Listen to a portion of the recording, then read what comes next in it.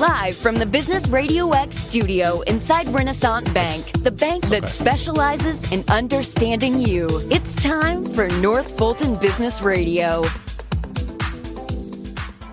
And hello again, everyone. Welcome to another edition of North Fulton Business Radio. It's our last of 2019. So if you're listening to this in 2020, Happy New Year. But we're winding up with a great guest, Steve Wigmore, with yourpatentexpert.com. But before we get to Steve, I just want to remind you that we are broadcasting live from the Business RadioX studio inside Renaissance Bank in beautiful Alpharetta. And folks, today you're connected more than ever, whether it's your friends, your family, or your life. Renaissance understands how you bank, offering you the mobile banking services that you need. And, of course, sometimes you need real people with real answers, and that's why Renaissance has more than 190 convenient locations throughout the South ready to serve you. For more information, go to renaissancebank.com. Renaissance Bank, understanding you, member FDIC. Now we turn to Steve Wigmore. Steve is with yourpatentexpert.com. Steve, something tells me you're a patent expert. I'm just guessing. I see you're intuitive, Tom. Right. Very intuitive. Yeah, you see how smart I am, Yes, right? yes. That's why I'm asking the questions, not answering them, right? No, seriously, tell us about you and tell us about what you do. Well, thank you again for being on the show. This is wonderful. It as we were mentioning earlier, it serves a main purpose of my website, which I believe the educated client is a better client.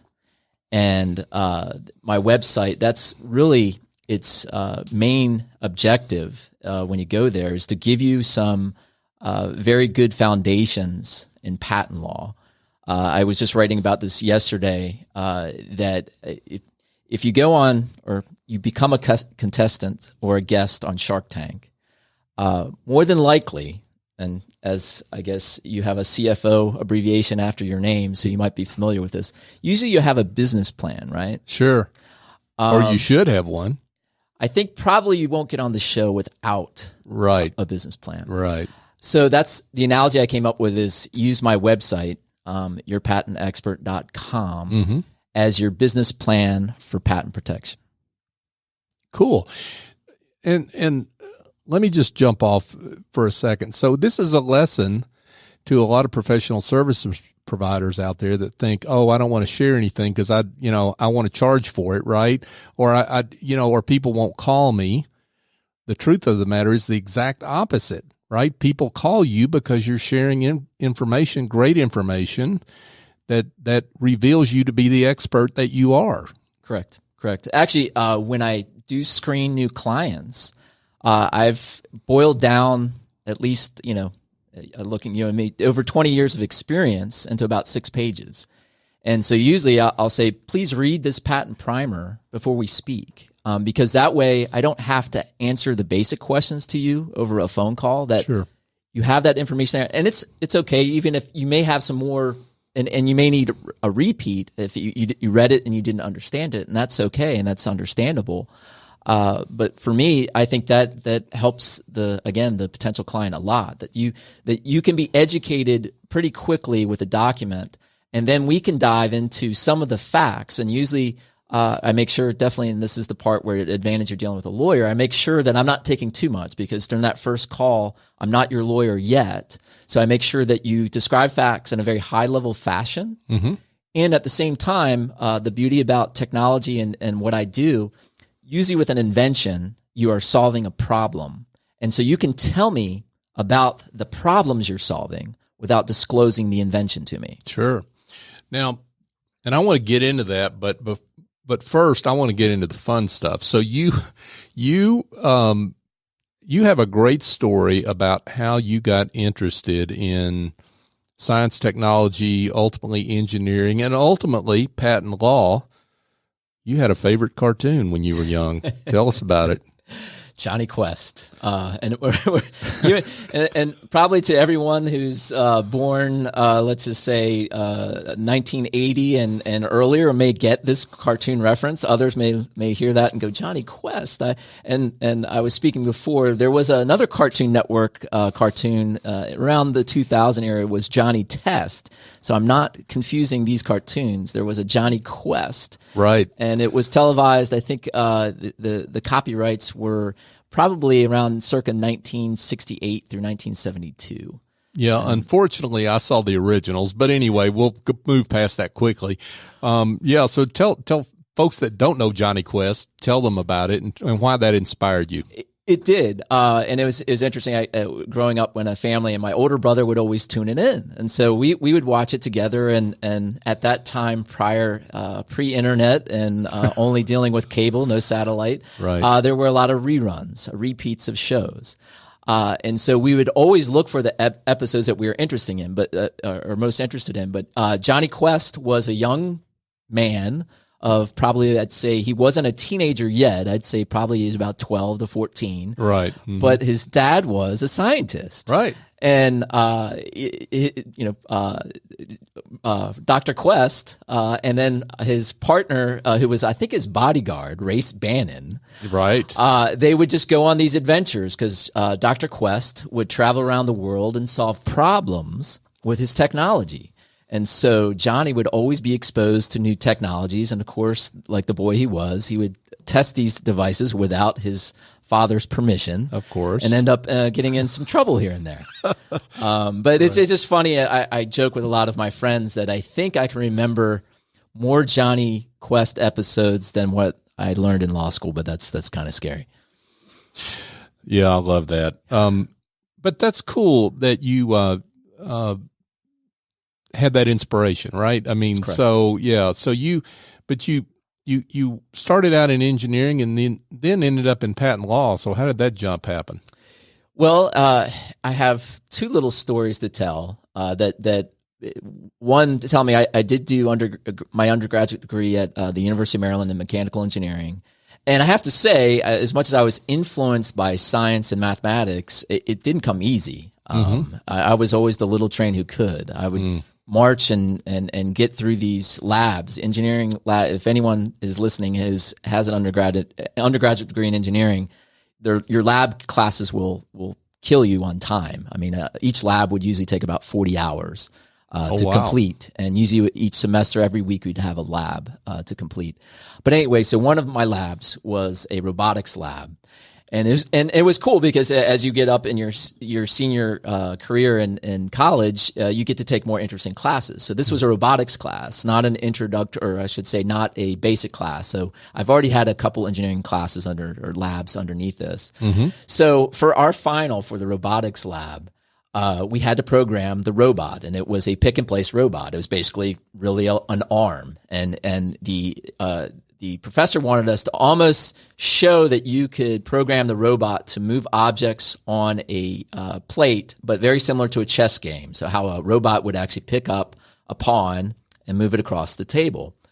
Well, for our final, we were good to go, and each group basically would reset the machine and then load their software. So I loaded my software, and I had a team of other 5, potential engineers. We all certified my software looked like it was good. We were ready to go. It was going to program the robot to do what it needed to do, basically pick up an object and move it to the other side of the plate. That was the experiment or the lab that we had to complete and prove to the professor.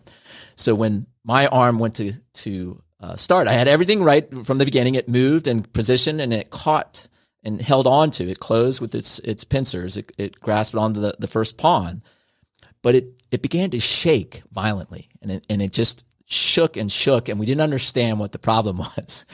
It actually, when it grabbed it, it wasn't really elevating it. It was pushing down on the plate with such tremendous force. It actually snapped the pawn.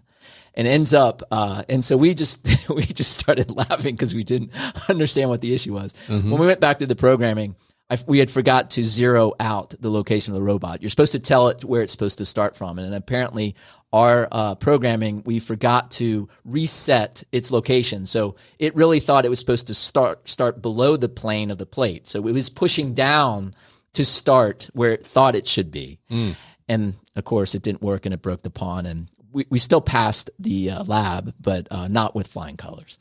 So I knew at that point, my lab experience was going to push me towards a career that was a little bit more friendly just on the writing and reading side. Well, and so you had plenty of that to do when you ended up working for the U.S. Patent Office, right? That's correct. Wow. That's pretty interesting experience. Definitely hands-on. So actually, the end of my college career, one of my remaining classes, we developed a tester that would test the thin gold wear on, if you look at every connector here on this table, and when you plug it in, they use certain metals, and gold is one of them. It's not, you wish you could say it's 100% gold, because I'd start boiling connectors right now, but sure. It's a low percentage of gold, but increases its conductivity. But over a certain period of time, there is some mechanical wear on the connector. So that's what we developed a device that would test, how many times insertions and removals of a connector. And so it's a somewhat complicated machine, but you could do it. But our professor asked, can you get a patent on that? And I'm like, a patent? What's that? And I was fortunate enough that the University of Maryland was, at that point, pre-internet, was a repository for the U.S. Patent and Trademark Office. At that time, prior to the internet, every school, every undergraduate, or I should say state school in a particular state, would be a repository for the U.S. Patent and Trademark Office. So you could search patents. And that's what I started doing. I started searching for my own invention to see if it was patentable. Mm-hmm. And that's how I stumbled into patent law. Wow. So you went to work for the U.S. Patent Office. That's correct.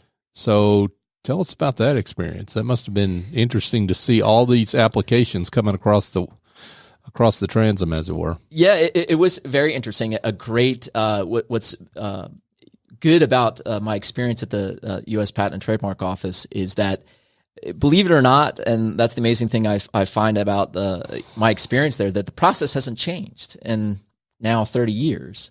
The way they examine patent applications. So I was a junior patent examiner and would receive your patent application. And basically that's what is one of the key steps to reviewing patent applications, is you actually conduct patent searches for the invention. And then basically after you look at your results, you give an analysis, and usually what we say is a rejection. The patent office will always issue, in its first communication with you, they're going to reject it for some reason. A lot of my peers at the patent office said, this is not the rejection office, it's supposed to be the patent office, but we usually reject every first application as it comes in. But yeah, one of the experience I had, now I knew I liked the patent office. But if I could paint a picture, if you can think of, I used to be an X-Files fan too. You see where I gravitate all my shows towards science. But one of the X-Files, one of the ending episodes of the show, and I think is actually in the Raiders of the Lost Ark too, when they put the Ark of the Covenant in this big warehouse, and it just goes on and on. You would see football fields of just rows and rows and rows of cargo, and at the end of the Raiders of the Lost Ark. Well, in the patent office, you have this incredibly long. Each floor had very, very long hallways, and they're usually white walls and white doors, and you couldn't see the end of the hallway. They would all be closed. All the doors would be closed because every examiner that was hired would just be behind their doors. Right. I'm a little bit more of a social creature, so I knew when I stepped out my office and I didn't see anybody that I might want to go into a more friendlier work environment, or environment I could socialize a little bit better. So that was one of the things I saw at the patent office that made me think, I might want to still use this experience, but I want to find an office that's a little bit more social than the patent office. Right. I'm curious, you mentioned that every application gets rejected out of hand. Yeah. Why is that? For the first time around. First time the application comes in, every application gets rejected. Why? They're shifting the burden on the applicant to prove that their invention is patentable. So, and usually as I was an examiner, I'm fresh out of engineering school in undergrad. I haven't had a day in my life of real world engineering experience. As I just told you, I'm not a robotics expert. Sure. Never will hold myself out to be one. But so that is who is reviewing your case. And so, and that is the ability with patent law, that it blends science and law. And so that's the legal side of it, that they're going to try to push the burden back on you. They're going to find the closest patents that they think, and at the end of every patent is that those are the legal definitions of the invention. And so it is somewhat of a legal review that's going on. And so they're going to find the two closest and usually three closest patents, and then they're going to push it back on you and go, look, we think these are closest to your claim. Tell us why they are not. And so that's why pretty much I would say over 20 years, I'd say the percentage is, I'd say 95% of my cases will always get a rejection as the first communication from the patent office. So you need to know that going in. Yeah. And what else did you learn from your time at the patent office that helps you work with clients today in terms of successfully arguing their case? It's very interesting that if you've ever engaged a patent lawyer, and you'll know, and they'll say, you should conduct a telephonic interview with the examiner. And that is the first thing out of my mouth when I speak to, I'd say a fellow examiner. I still feel like I'm an examiner. I was there for 3 years, but I tell them, I go, how's it going? I used to be an examiner. I totally understand what you need to get done. What can we do? What can I do to help you move this case off your desk? And it's amazing how that lowers the shields, because a lot of, and I put that on my website, that, there are people out there, they're patent agents that do not have a law degree that can practice patent law. And ultimately that's really what an examiner is. An examiner really has the qualifications of a patent agent should they practice outside the patent office. Usually a lot of examiners don't have a law degree. A lot of lawyers that practice patent law are patent lawyers. And so usually the examiner will know this, and they know that. So basically I have a Juris Doctor degree. They do not. And a lot of lawyers like to preach to the world that they do, and they will try to intimidate examiners if they've never worked with examiners before. And examiners do not, and I was an examiner, don't like it when you try to intimidate me. Of course not. It's not a fun experience. Right. So I try to use that somewhat of that psychology, that approach to the examiner, that, hey, let's work together. I used to be in your shoes. What can I do to help you? Folks, call Steve Wigmore if you need a patent, because he will not offend the folks at the patent office, right? So that's right. My old friends. I have a few friends that still work there. There you go. Okay, awesome. So tell us a little bit about some of the famous cases you've worked on, because you've had some interesting cases over time. So the most publicized case probably is LendingTree's first two patents. So a plugin for LendingTree where banks compete, you win. They developed basically it's software and quasi what we say business method type patents, because it ends up the software is helping people manage money or make decisions about money. And so that's I want to say the business method side of it. But what's interesting about business method patents, and it was an issue that came up when I actually worked on this case in circa 2000, and it's still an issue today. The patent office is geared to review and examine technologies, electronics, devices, chemistries, methods of manufacturing. To say that a method, and there's a recent Supreme Court decision that if there's anyone in the patent bar like myself listening to this now will understand, this Alice Supreme Court decision was just detrimental to business method patents because they basically rejected a case that was software for doing business over the internet, and they just basically said, well, if it's just a business method, we're just rejecting it. It was pretty much what it boils down to, and so. It was an issue that was still there and still is today.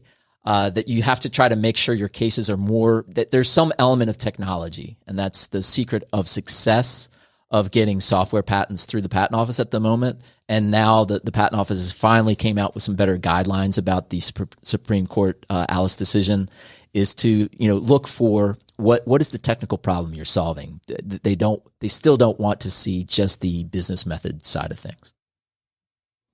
And help me understand business method versus software. How does that division break down in terms of the way the office looks at it? I mean, because which comes first, the chicken or the egg? Correct. It's somewhat nebulous when we say business method, and to my point before, and especially for our audience who has not seen a patent claim. So basically, everything in a patent, an issued patent, is ultimately what your patent application looks like, and every patent application tells a story. And that's actually, it goes to I like preaching about the founders, and that's what the patent system was set up for. You're going to be granted a patent. It's a quid pro quo in exchange for telling the world exactly how to make and use your invention. If the claims you present show how different you are and how patentable you are, we will grant you a monopoly on those claims, which will be very smaller elements of your total invention. But that's what your patent will be on, the legal definitions, the smaller elements of invention. But in order for you to get a patent on the smaller elements, you need to tell us how it fits into the big picture. So that's what your patent case is driven towards. So a lot of patent cases, when they're dealing with software and dealing with, basically money issues on the internet, whether you're managing money, your CFO background, some sort of accounting that's going on. Right. When you start to claim that at the end, the legal definitions, how you're claiming it, if you start presenting information and presenting claim elements that are directed more towards the business side of things, that's how they're going to review the case as something a little bit more nebulous about business. What they feel more comfortable with is you can talk about the discrete steps the software may be doing, what's different, what's the technology that's helping you manage money, but don't focus too much on the result of the money being handled. Right. And so that's how we got the Lending Tree patent through, is that we are trying not to focus so much on the business side of it, but what was unique about the process and the technology side. We're speaking with Steve Wigmore, and Steve is an intellectual property lawyer with yourpatentexpert.com. Steve, talk about the advice you give, and you give a lot of information on your website again. So thank you and congratulations on that. But walk us through how you counsel a client when it comes to getting a patent versus not getting one, because it's very expensive to go through the process. It's time consuming, and it may not come out in your favor, right? It's an uncertain process from the beginning. Correct. And it could be that you just need to get into business and go. True. Talk about how you walk a client through yes or no on getting a patent. Nope, very, very good question. Like we were discussing before, as I want the website to be an educational site. And yes, it is a free plugin for me. I'd love to be your patent lawyer. Should the facts and it arrive that we would be a good fit, me and my law firm would be a good fit.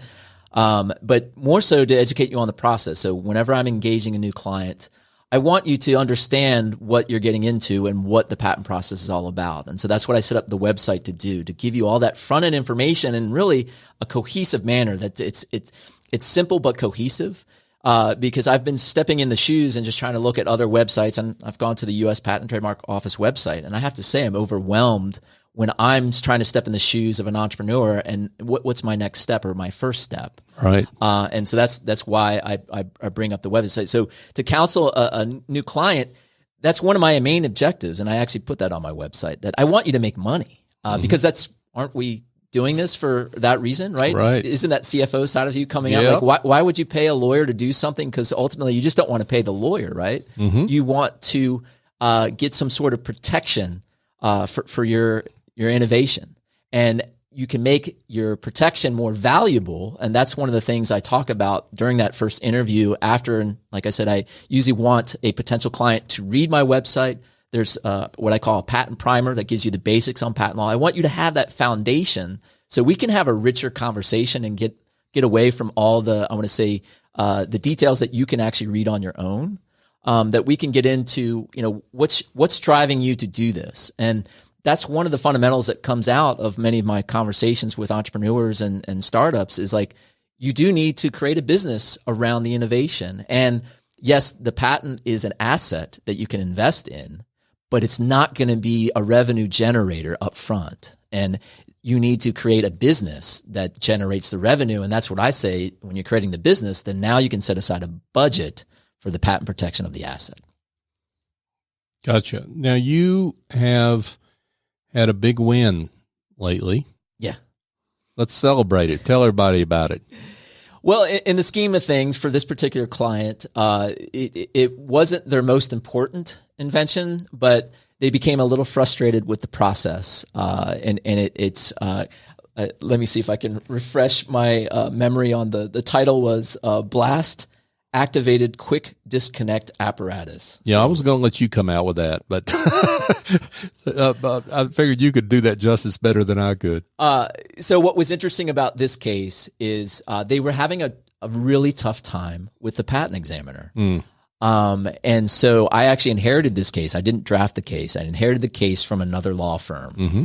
And my client came to me because, and that's, I want to say, an easy plug for me. I love to service entrepreneurs and startups, but I also like to work with you along the way to help you grow. So maybe beyond startup, you become a pretty a good company, a lot of revenue generation. Sure. So I do work with big companies too. Mm-hmm. So this is one of my bigger companies that actually has more than one patent lawyer, and I think that's always a good thing, or I should say more than one law firm servicing their portfolio. So I got this inherited from another law firm that was just throwing up their hands going, what do we do with this case? And this examiner is being irate, not very reasonable, and argumentative on the phone. Wow. And the thing is, as we all get more senior, everyone has a different personality. And sometimes it depends on your approach, and how patient you can be. Because I have to say, you can find out the name of the examiner in this patent based on that title. I don't want to throw him under the bus, but when I called up that examiner,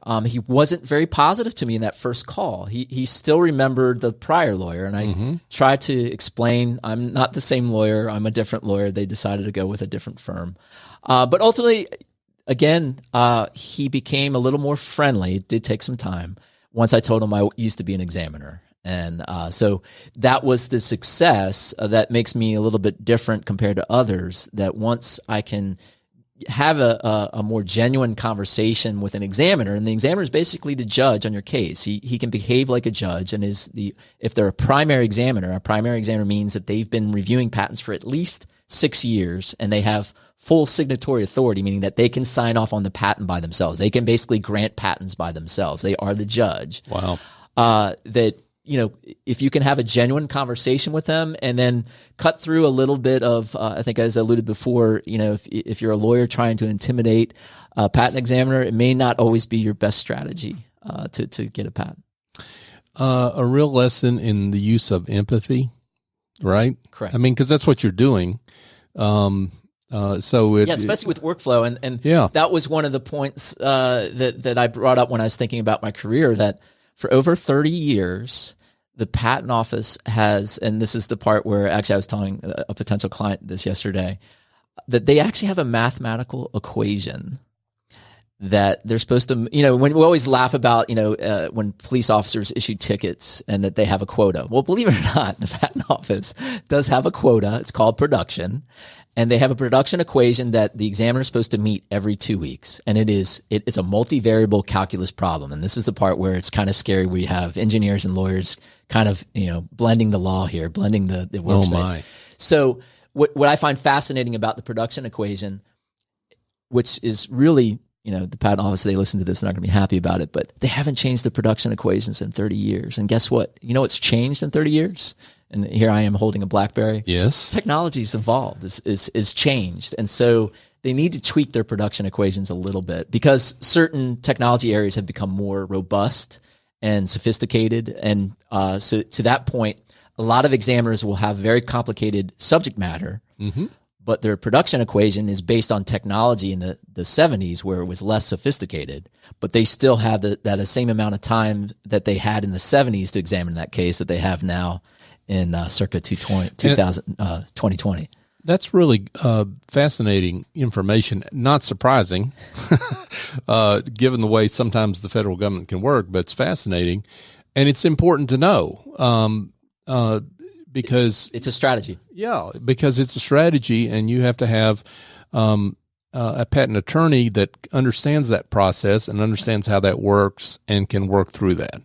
Yeah, it helps grease the sleds on a lot of my cases, and it has some very productive telephonic interviews with the examiners. And I have to say, you can still do it in person. Mm-hmm. And actually that's what we did with Lending Tree's case, and it still hasn't changed today. So if the client can't afford to pay for the lawyer's flight expense mm-hmm. and have them interview in person with the examiner, that's always the best result. You always make a lot more, even, compared to a telephonic or a phone call. Sure. To meet in person has such an influence on the case. Sure. Steve, talk about the folks that are a good fit for you. Sure. What kind of products or different patents that folks are looking for? What are the best fits for you?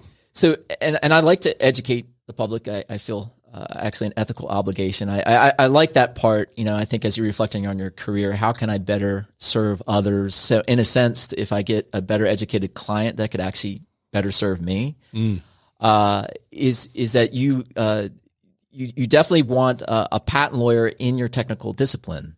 So the prime example here is I actually have a client that has a PhD in biochemistry. I actually don't do biochemistry, and I don't have a PhD in biochemistry, and I'm not qualified to review and examine patents in biochemistry, but he is. He actually is a patent agent for a company. But the reason why he comes to me is for all those disciplines outside of his expertise, which is my expertise, which would be mechanical, electrical, software, electronics, and business method type patents. But I do have an area which I'm happy to tell any potential client, I can't do chemistry. I can't write a patent case on chemistry. You're going to have to find someone who's got a chemical engineering background or a pure chemistry, a BS in chemistry, and who's a patent lawyer that can handle your chemistry cases. And the same thing for biotech, anything dealing. And usually it's interesting about, I've rubbed elbows with other biotech lawyers. A lot of so I have a good colleague of mine, at, I want to say Knowles Intellectual Property Strategies. He'll like that plug in. No. That they do biochemistry and pharmaceutical cases. Mm-hmm. My firm does not. We do not have the people in that discipline. And so a lot of times we'll refer cases to their firm. So it's important as an educated consumer, an educated potential client, that depending on what your technology space is, the background of your patent lawyer should hopefully line up, and you should ask them that question. Do you have the technical background that you could help me draft and write and prosecute my patent application? That's great advice from Steve Wigmore, and Steve is with yourpatentexpert.com. Steve, this has been great. Lots of great information. Obviously, you've got a website out there with even more information. Sure. So for those that would like to be in touch either with you personally or get to your website, remind them how to do that. Yourpatentexpert.com. And there you go. It has my direct line. I actually don't have support staff. It rings me directly. That's pretty cool. So you go right to the website. You can find your phone number and what have you. Start a conversation. Sounds great. Steve Wigmore with yourpatentexpert.com. Thanks for being with us. John, thanks for having me. I appreciate it. Absolutely.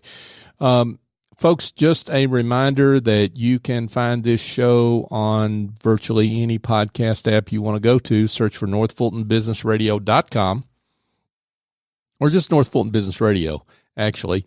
And you can get to us through Apple Podcasts, Google Podcasts, Stitcher, Spotify, iHeartRadio. I have yet to have anyone stump me on a podcast app they can't find us on. So we're out there. We're also on YouTube, so you can search and find us there. You can go my website too. Oh, there you go. You can go to northfultonbusinessradio.com and search our archive. So we've done I think this is show number 186 or something like that. So we've done a lot of shows, over 430 guests over 4 years. So a lot of great business leaders like Steve, who we've had on the show over that time. So check us out there. And then finally, connect with us on social media, North Fulton BRX, on LinkedIn, on Facebook, and on Twitter.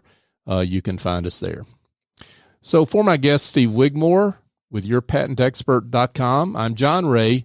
Join us next time here on North Fulton Business Radio.